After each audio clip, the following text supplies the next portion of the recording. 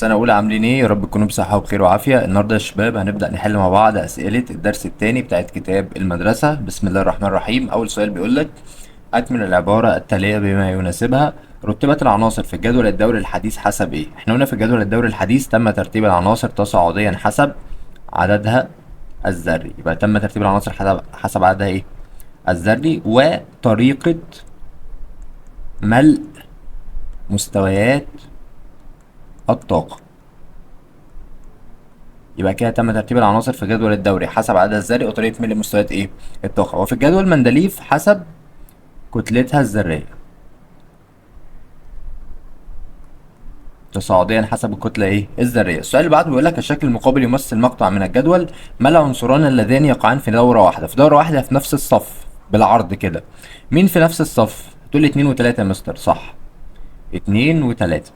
ما العنصران اللذان يقعان في مجموعة واحدة؟ في مجموعة واحدة في نفس العمود بالطول كده. مين اللي في نفس العمود؟ هتلاقي 2 و4. يبقى 2 وايه؟ و4. طيب اللي بعده: اي الاختيارات التالية يعبر عن فلزي الليثيوم والبوتاسيوم؟ تعالوا كده بقى اوضح لكم حاجة. احنا كان عندنا الاقلاء فيها ليثيوم، تحتيها صوديوم، تحتيها بوتاسيوم كي، ماشي. وقلنا ان في الاقلاء كل ما بنزل لتحت درجة الانصهار بتقل، يبقى كل ما انزل الانصهار يقل. يبقى مين عنده اقل انصهار؟ البوتاسيوم انصهاره اقل والليثيوم انصهاره اعلى. تمام. يبقى بيجي يقول لك الفلز الذي درجه انصهاره اعلى، يبقى المفروض يبقى مين؟ الليثيوم. فهنا ليثيوم وهنا ليثيوم، بوتاسيوم بوتاسيوم، الاجابتين دول غلط. يبقى ج غلط وده الغلط. يبقى الاجابه يا الف يا ايه؟ يا ب. تعال نشوف الحاجه التانيه. مين الفلز الانشط؟ احنا اتفقنا وقلنا كل ما بنزل لتحت النشاط يزيد. يبقى مين انشط؟ كي. يبقى كي انشط من ال اي من الليثيوم، البوتاسيوم انشط من الليثيوم، لكن انصهار الليثيوم اعلى من البوتاسيوم. يبقى الفلز اللي درجه انصهاره اعلى ليثيوم، والفلز الانشط بوتاسيوم. يبقى نختار الاجابه ب. السؤال اللي بعده: الشكل المقابل يمثل مقطع من الجدول الدوري، اي مما يلي يمثل التوزيع الالكتروني الصحيح؟ ده سؤال مهم جدا ومحتاج تركيز. بص يا صديقي، الدبليو دوت موجود في مجموعه اسمها 1A، والواي موجود في مجموعه اسمها 2A، وهنا دي اسمها 3A ودي 4A، يبقى الاكس في ال 5A. بعد كده 6A 7A، واللي هناك دي مجموعة صفرية. ركز معايا في الحتة دي. طيب احنا اتفقنا. بص مش دي الفئة دي؟ الفئة دي بتبدأ من الدورة الرابعة، يبقى دي كده الدورة الكام؟ الدورة التالتة.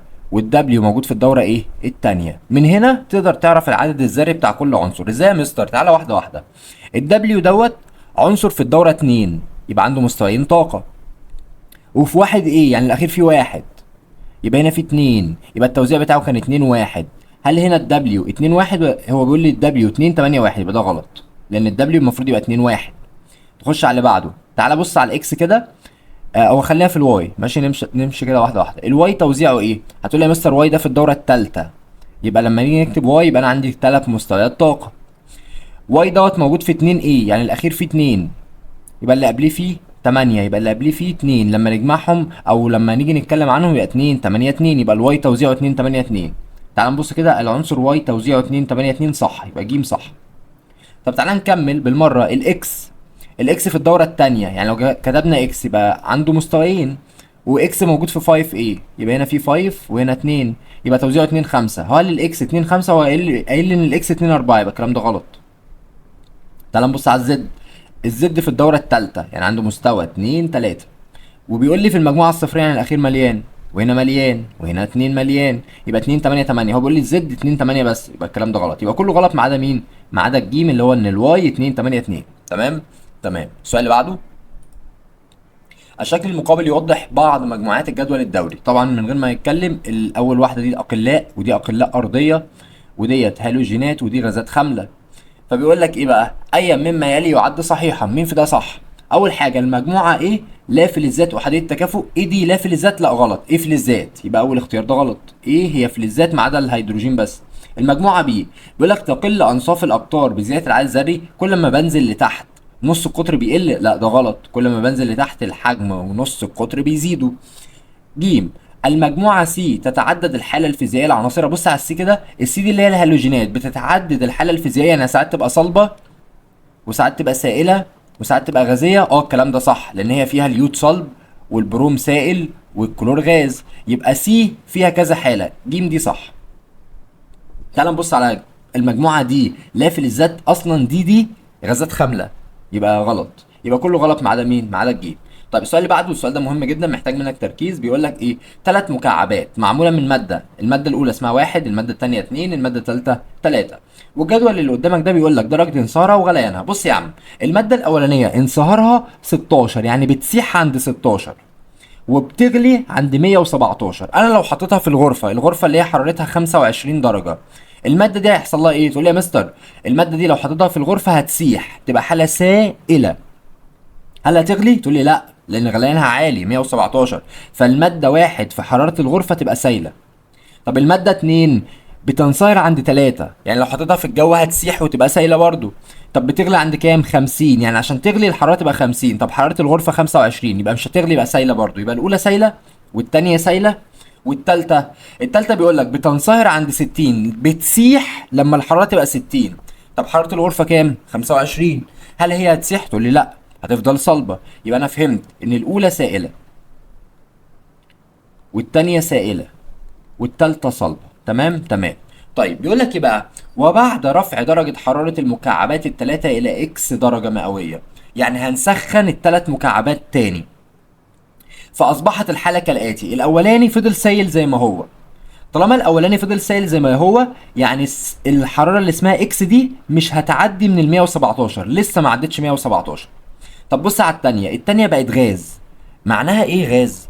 معناها ان الحرارة اكس بقت اعلى من الغليان. طب الغليان عند كام؟ عند 50، يبقى اكس المفروض تبقى اعلى من 50. يبقى المعلومة، يبقى المادة 2 دي ادتني معلومة ان المفروض ان اكس تكون اكبر من كام؟ من 50. طيب كمل. طب المادة التالتة اللي هي المادة التالتة فضلت صلبة صح؟ طب المادة التالتة دي عشان تفضل صلبة لازم الانصهار يبقى أقل من كام؟ أقل من 60، لأن هي بتسيح عند 60. هل هي ساحت؟ لأ، يبقى الانصهار أقل من 60، يبقى إكس دي لازم تبقى أقل من 60. يبقى إكس هو عدد أكبر من 50 وأقل من إيه؟ من 60. هيبقى مين؟ هيبقى طبعا 55، هو اللي في النص ما بينهم. تمام يا شباب؟ تمام.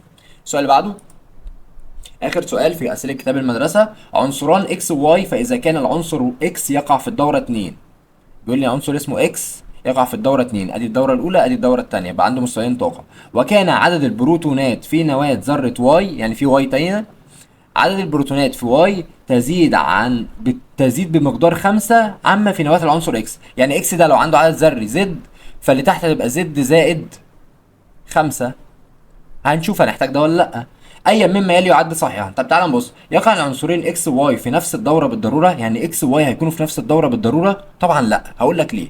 تعالى نفترض مثال، الاكس دي هنفترض ان عددها الذري وليكن مثلا 16. تعالى نفتكر نعتقد ان الاكس بكام؟ ب 16، او خليها 15. تعالى نعتقد ان الاكس 15 ماشي. فالواي اكتر منها بكام؟ بخمسة، يعني لو الاكس ب15 يبقى الواي ب20. طب تعالى نوزع كده، ال15 هتتوزع 2 8 5، يبقى هي في الدورة التالتة. طب الواي 2 8 8 2 في الدورة الكام؟ الرابعة. يبقى هل بالضرورة الاتنين في نفس الدورة؟ لا، يبقى أول واحدة غلط. يتساوى عدد الإلكترونات في مستوى الطاقة كي بذرتي العنصرين اكس واي. يعني كي، بص كي هنا في كام؟ 2، وكي هنا في كام؟ 2، يبقى دي صح. يبقى الإجابة هتكون مين؟ هتكون ب. تمام؟ طيب كده يا شباب احنا حلينا أسئلة كتاب المدرسة، وإن شاء الله الفيديو الجاي هنحل أسئلة كتاب الامتحان. والسلام عليكم ورحمة الله وبركاته.